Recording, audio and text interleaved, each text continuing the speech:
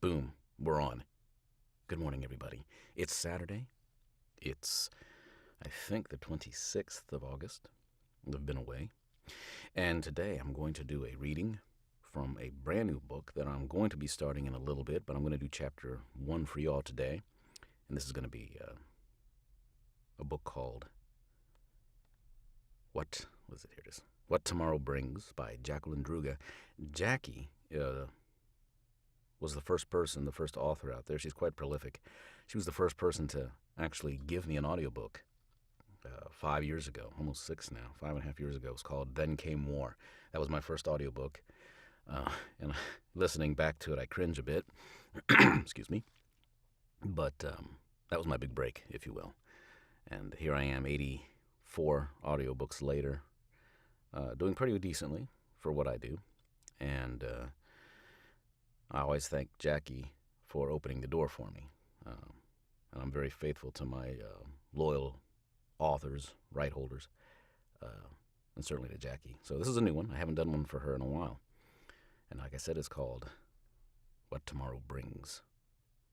And here we go. Get this thing rolling here. And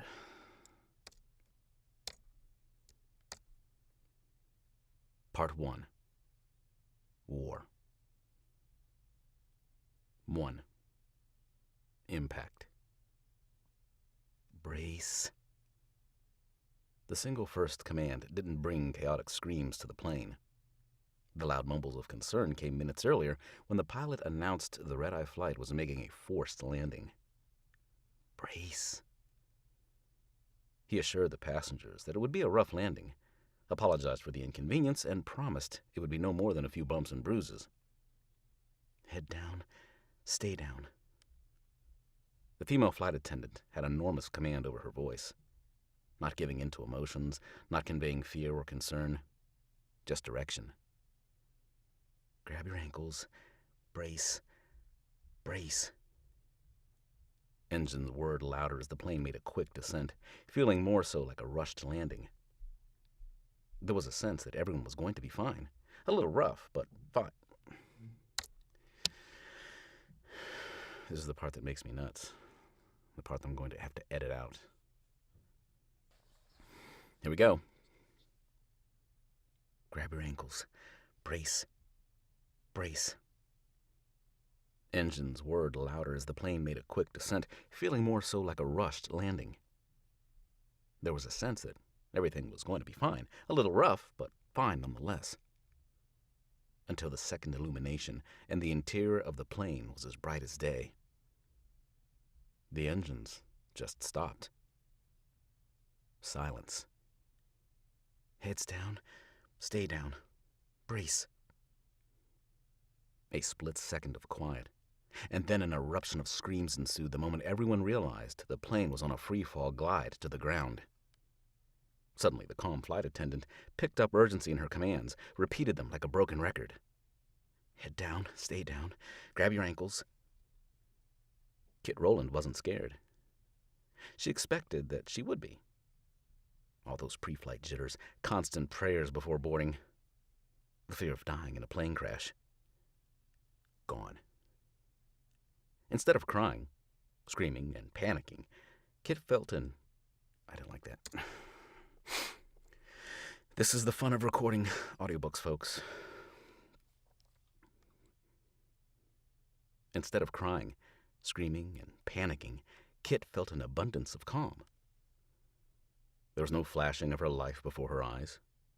If this was indeed it, the final moments of her life, she was not going to spend it feeling desperate. She was going to savor every last second.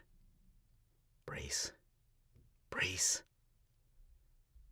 Kit knew that no amount of bracing head down was going to stop the inevitable. The plane was without power, and even if somehow she survived the crash,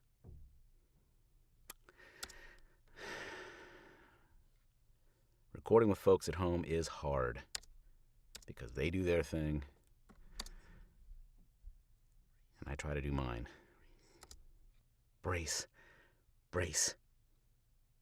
Kit knew that no amount of bracing head down was going to stop the inevitable. The plane was without power, and even if somehow she survived the crash, That was only round one. Others may or may not have seen, but Kit did. The quick progression. Some words just tangle you up. Nope. My breath.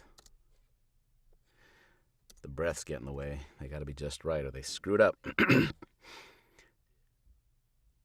The quick progression of events made sense to her. They didn't all at the time, but now she had clarity. They didn't at the time. Not they didn't all. They didn't at the time, but now she had clarity. Head down, stay down. Kit didn't follow those commands. Instead, she turned her body to search. She needed that. She needed those one last looks. My son, my brothers, she thought. Were they okay? How are they handling it? After all, they were on the flight. The last-minute travel arrangements had them all scattered about. She scanned across the aisle one row back, 10B, to her 17-year-old son. Zeke was in the brace position, his legs together, leaning as far down as he could, forehead to his knees, with his fingers locked on top of his head. The man next to him had his head against the seat before him, clutching the top. Was Zeke scared? More than anything, Kit wanted to call to him, tell him she loved him. But she feared him moving, changing his position. Okay, do that again. But she feared him moving, changing his position. He needed to be that way, just in case that worked. In her mind, she told him how she felt. In her mind, she held his hand. Her older brother Regis was 2 rows behind her in a middle seat. His eyes were closed. He wasn't putting his head down. Somehow, as if he sensed Kit was looking at him, he opened his eyes, gave her that reassuring big brother look before finally lowering his head down. Grab your ankles. Brace. Mark, her youngest brother. Where was he? He was nearer to the back. Kit had to see. She had to look. She had to know. She rose slightly to a near-standing position and searched. She didn't see him. However, she did see the woman in the red sweater. Mark was seated next to her. He, too, had to be in position. Knowing somehow everyone was all right, Kit sat down. It was at that second her heart raced. This was it. Brace. Brace. The one pure sad thought Kit had was,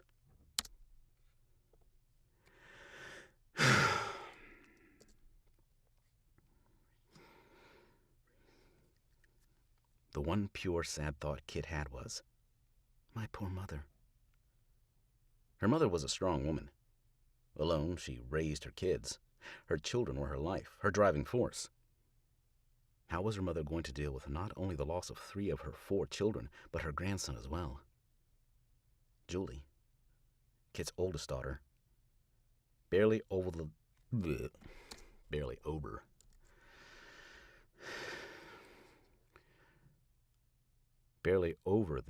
drinking age, Jilly had stayed behind. No, she hadn't. She just stayed behind.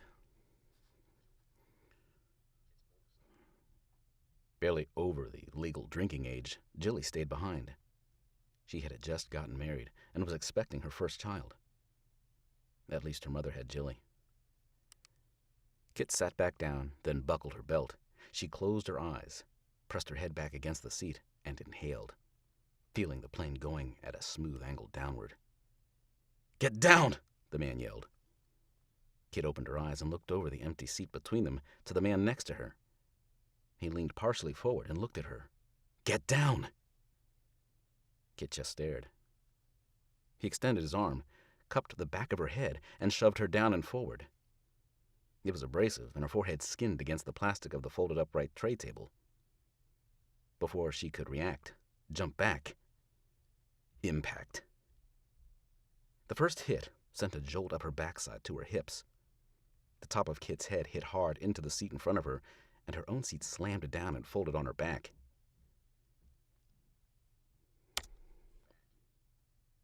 She felt folded in half, barely able to move. Her arms dangled down, and she wanted to bring them up, but couldn't. It's killing me. They're killing me up there.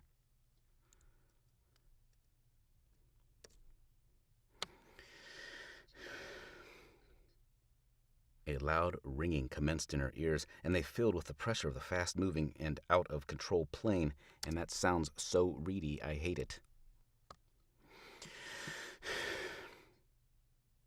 A loud ringing commenced in her ears, and they filled with the pressure of the fast-moving and out-of-control plane against the ground. Another bang and jolt lifted her up some, but her belt and the back of her own seat restrained her. She turned her head, looking to her left as the plane swerved viciously left to right. Some passengers were no longer in a crash position.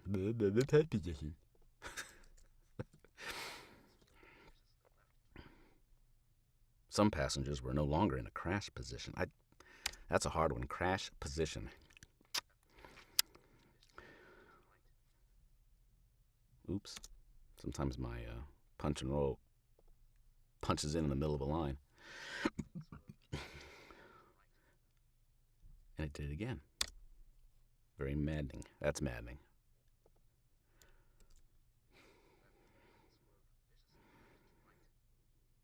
Some passengers were no longer in a crash position.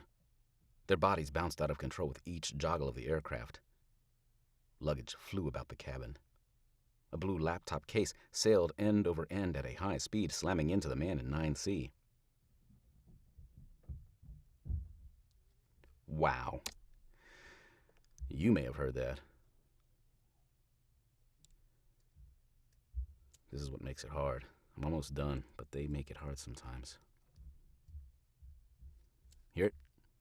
Even in my booth, because it's attached to the house, I hear the bumping and jumping coming down the steps, flushing the toilet, opening a faucet. There's no time like alone time to get this done, but I don't have much of that these days, so it's a challenge. All right, here we go.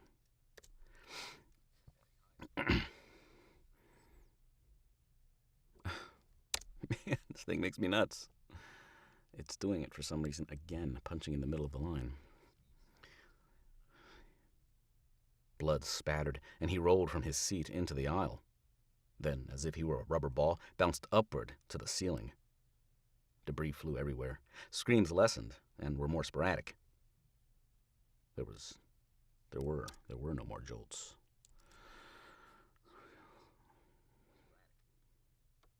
There were no more jolts, no more bangs. Just a few sailing fuselage. Oh!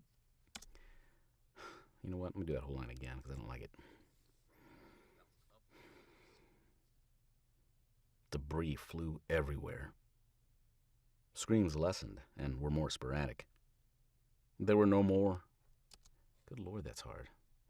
See, if you watch people do this, you see it ain't as easy sometimes. There were no more jolts, no more bangs. Just a fast-sailing fuselage, sliding against the ground with no means to stop. With each foot of the plane... Sometimes distractions mess me up. With each foot the plane moved, kilt fell... Is she wearing a kilt? Or is her name Kit? With each foot the plane moved, Kit felt the pressure pushing her, but more so the compression, as if her body would eventually smash like a bug. The plane came to an abrupt stop. The seat against her back, the one keeping her down, lifted, and Kit flew to her right, cracking her head against the window. It wasn't enough to render her unconscious. She wished it was. Although the adrenaline aided in her not feeling any pain, it didn't stop the fact that she couldn't breathe when a thick dust or smoke poured.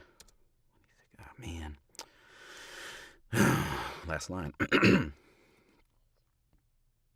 Although this punch and roll is killing me today, it is not playing like it's supposed to.